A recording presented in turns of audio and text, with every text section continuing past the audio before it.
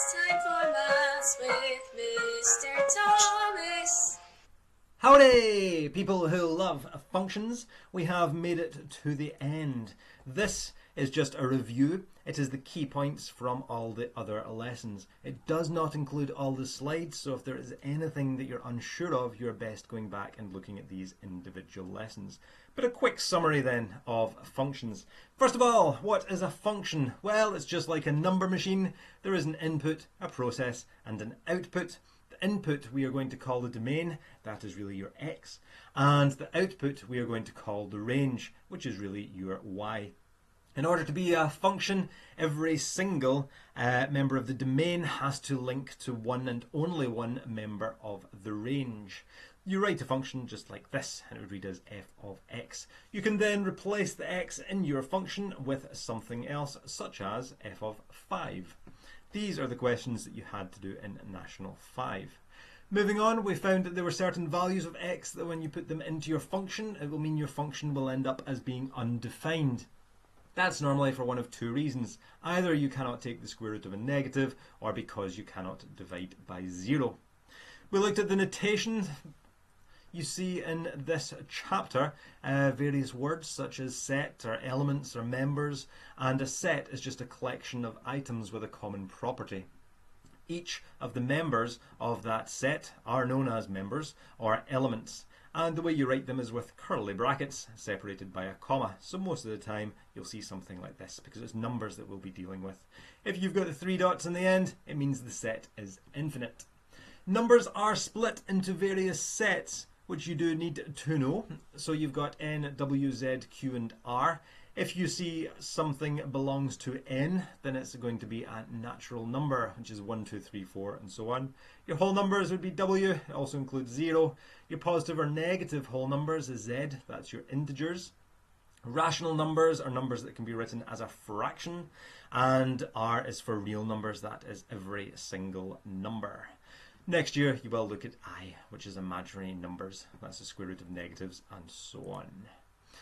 You see this symbol? Just like an E, it means belongs to, and you can use that to show that a number belongs to a particular set, such as 7 belongs to W. In other words, 7 is a whole number, but 0.4 does not belong to the set Z. It is not an integer. We found that functions can be written in one of 3 ways. You can either write them as an equation, so you could work out f of x and then work out f of negative 3 or f of negative 2. We have been doing that for years. You can also write them as an arrow diagram. You've got this set here, this is your domain, your input, and your output. Your range would be over here, and you just have the arrows joining them up, showing that if you put 0.3 into this function, you will get out 0. Again, just check that each member of the domain links to one and only one member of the range.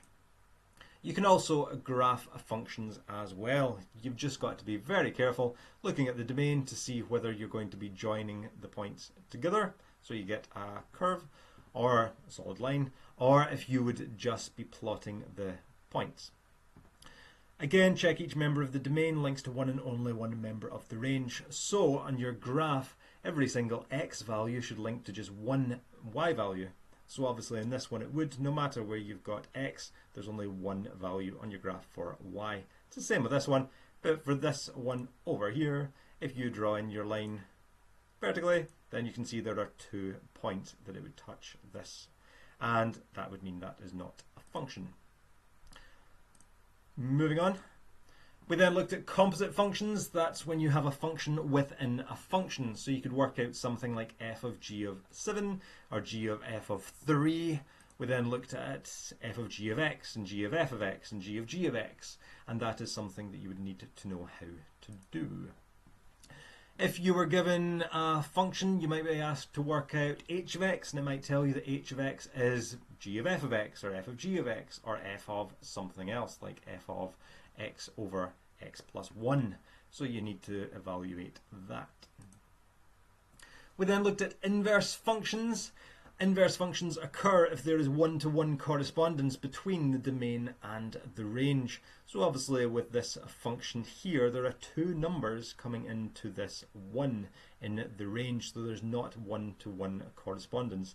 This one here, there is one-to-one correspondence, so there would be an inverse, and an inverse would exist. What really is the inverse? Well, it's really just going back the way from from set B to set A. So for this one here, what's the opposite of multiplying by 5? Let's divide by 5. So your inverse function would be a fifth of x. And the way you write it is f to the negative 1 of x. They are a lot harder though, or they do get a lot harder. And if you do have something that's a bit more complicated, the way you do it is following these 3 steps. First of all, instead of writing f of x, change that to y, so you'd have y equals, change the subject of the formula to x, and once you get down to that line, replace x with the inverse, f to the negative 1 of x, and replace y with x. And you'd have to show all these steps that you are doing, and that would be your inverse function. You also get them where you might be asked for the f of f to the negative 1 of x, and if you get something like that, really what you're doing is you're applying the inverse function to the function, or you're applying a function to its inverse. If you do that, they just cancel out and it just leaves you with x.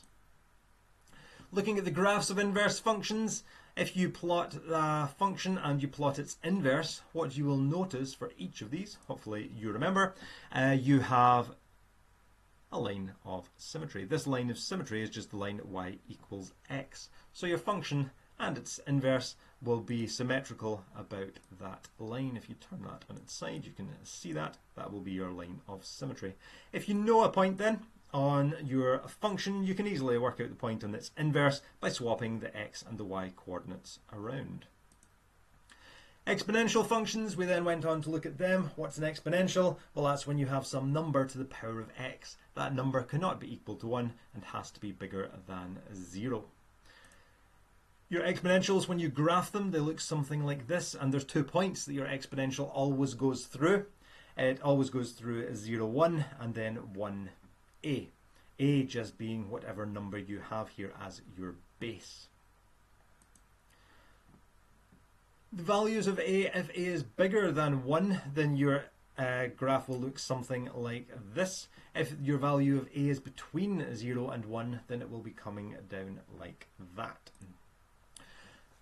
The inverse of exponentials are known as logs and is really just going back the way. So for this example here, you'd be thinking 2 to the power of what would give you 8 if you were coming back the way. There's no easy way to write that or really say that, but there is a mathematical term known as a log, or a logarithmic function, which allows you to write that. So you'd have y equals log base 2 8.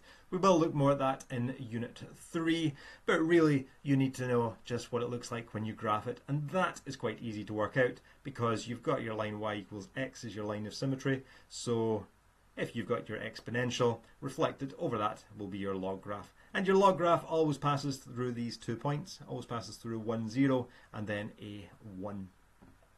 That was everything for the functions chapter. Give these questions a shot. See how you get on. Any problems, let me know. But that is everything you need to know for chapter 3. Woohoo! Have fun!